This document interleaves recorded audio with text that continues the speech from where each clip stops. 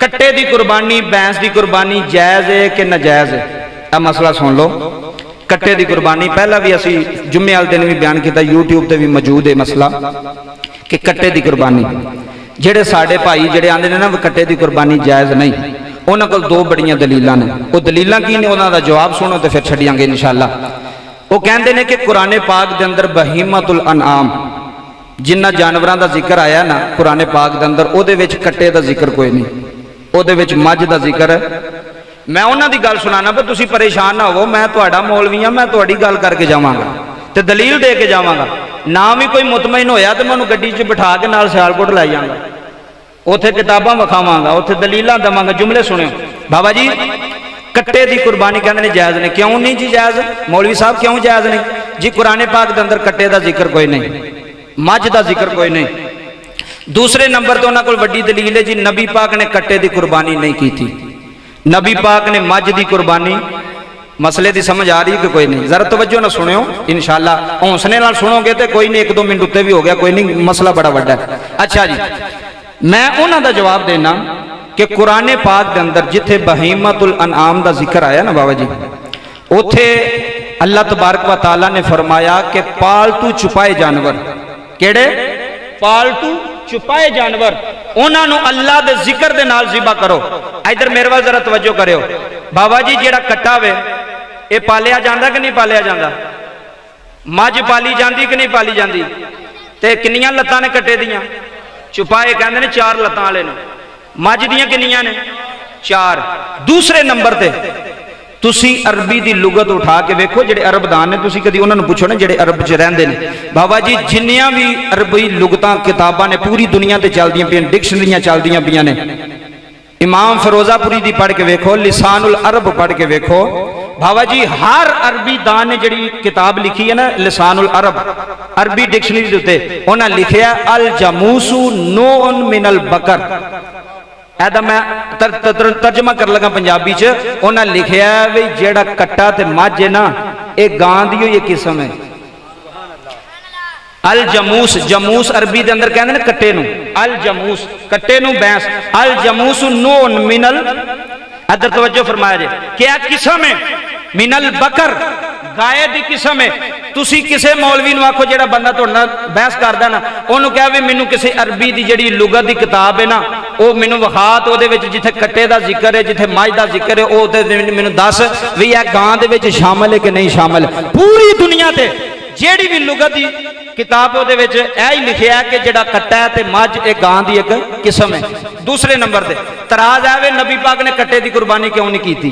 Other तवज्जो करो जी, यही बड़ा तराज है ना जी, नबी पाक ने की थी, तुसी क्यों करते हो? मैं उन्होंने अगे सवाल करना कि बाबा जी तुसी आंदे हो नबी पाक ने कट्टे की कुरबानी नहीं की थी, तो इस वास्ते कट्टे की कुरबानी जायज़ नहीं। मैं क्या नबी पाक ने कट्टे का गोश्त खादा? ओ बोलो तो सही, जेड़ा आंदे ने नहीं खाता हाथ चुको, सारे हाथ चुको, कोई नहीं खाता। जे कट्टा होंदा ते खांदे ना बाबा जी। यह जेड़ा कट्टा है मझ जेड़ी है ना यह दरियाई जानवर है, यह खुशकी का जानवर नहीं। अज भी मैं 2 बारी उमरा करके आया, मैनू किते मझ नहीं जे लभी अरब दे विच। जे तुसां किते वेखी तो मैनू दस दिओ, मक्के मदीने चलो दस दिओ किते कट्टा वेखिया होवे, किते मझ वेखी होवे। यह बाबा जी पानी का जानवर है, यह खुशकी के इलाके च नहीं होंदा। उन्हां बंदियां नूं पुछो भी तुसीं आंदे नबी पाक ने कट्टे की कुरबानी नहीं की थी, ये मौलवी दुकान ते जाके आंदे ने वच्छा ते कट्टा, वो कहंदा कट्टा कीता है, वच्छे दा लैणे तो भी है, आंदा नहीं कट्टे का गोश्त जरा चंगा हुंदा है। मैं क्या खाण वास्ते कट्टे का गोश्त चंगा है, तो कुरबानी वास्ते कट्टा चंगा कोई नहीं है। कट्टे का गोश्त खा सकते हो किबला। दूसरी मिसाल इधर तवज्जो, नबी पाक ने मझ का दुध पीता है? उची बोलो यार, सारे बोलो। नबी पाक ने सारी जिंदगी, कारी आसफ साहब बैठे उन्होंने पूछ लो, हजूर ने मझ का दुध पीता है? यह मौलवी क्यों पीवी जाते पे? उन्होंने अगे तो हथ बनो, जो नबी पाक ने नहीं पीता तो जायज़ ही कोई नहीं, क्योंकि नबी पाक कुरबानी ना करन तो असीं कुरबानी नहीं कर सकते। ते नबी पाक ने गोश्त भी नहीं जे खादा कट्टे दा, ते नबी पाक ने मझ का दुध भी नहीं जे पीता। जेड़ा मौलवी हुण मझ का दुध लैण आवे उन्हें फड़ के आखी भी नबी पाक पीता सी, जे तेनू जवाब दे गया मेरे गिरे बांध फड़ ले। बाबा कैसी गल है, नबी पाक दुध नहीं पीता, तुसी दुध भी पीवी जाते, पर नबी पाक ने कट्टे का गोश्त नहीं खाता, तुसी वो भी खाई नहीं जी हलाल है। मैं क्या उंज हलाल है तो कुरबानी में हराम हो जाता। ਜ਼ੇਨ ਵੇਖੋ ਲੋਕਾਂ ਦਾ ਵੀ ਉਂਝ ਸਾਰਾ ਕੁਝ ਹਲਾਲ ਹੈ ਤੇ ਉਂਝ ਹਰਾਮ।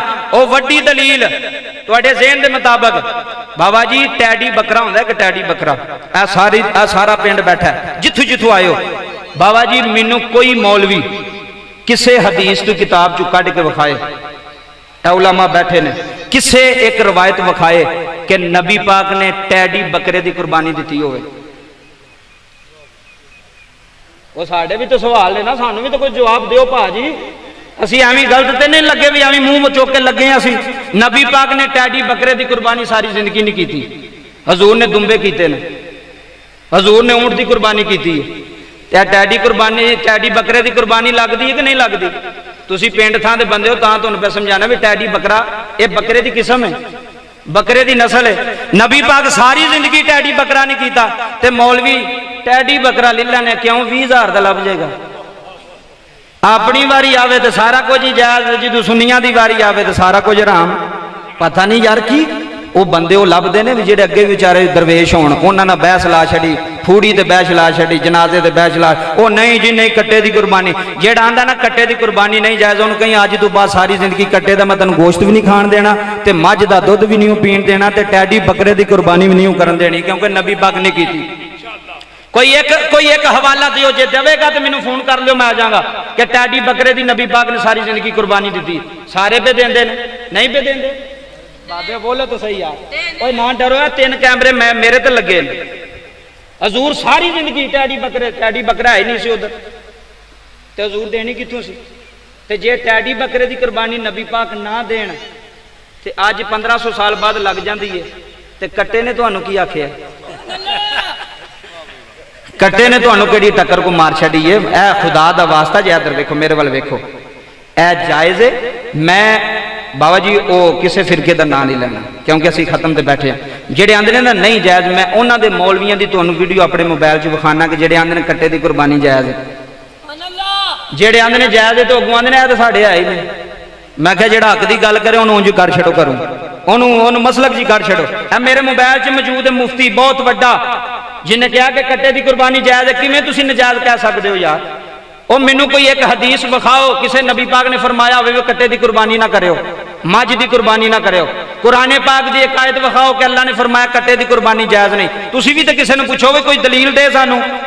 यही दलील जो उन्होंने कोल नबी पाक नहीं की, जो आखणगे ना नहीं की तो फिर अगू तुसां दलीलां देनियां ने वे टैडी बकरे की कुर्बानी भी नबी पाक नहीं दी ते गोश्त भी नबी पाक कट्टे का नहीं खादा ते मझ का दुध भी नबी पाक नहीं पीता। हुण सारा कुछ ही हराम हो गया यार। असी पागल हाँ, साढ़े को दलीलां कोई नहीं। इस वास्ते दो भी हाथ बुलंद करके सुल्तानी कह रहा कट्टे की कुर्बानी जायज़ है, जायज़ है। 4-5 साल गुजर जा लैन दो वो भी देन लग पन गया।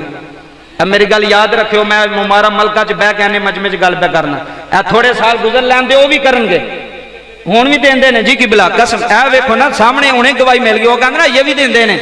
बाबा जी उंज गल्लां करनियां वखरियां ने, चोरी चोरी सारा कुछ ही बे करदे ने। इस वास्ते टाइम दूर निकल जाएगा। अल्लाह पाक मेरा पढ़ना तो